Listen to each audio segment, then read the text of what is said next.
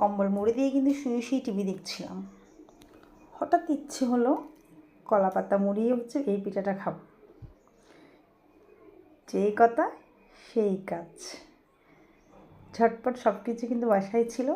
নারিকেলও বাসায় ছিল, পাটালি গুঁড়ো বাসায় ছিল, চালের গুঁড়োও ছিল, আর এই যে কলা পাতা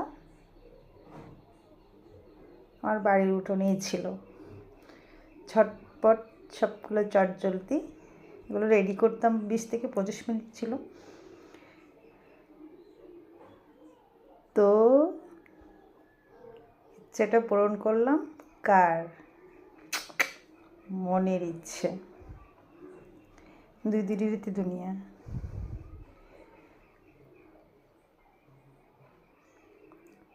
তবে কিন্তু সেই স্বাদ ছিল।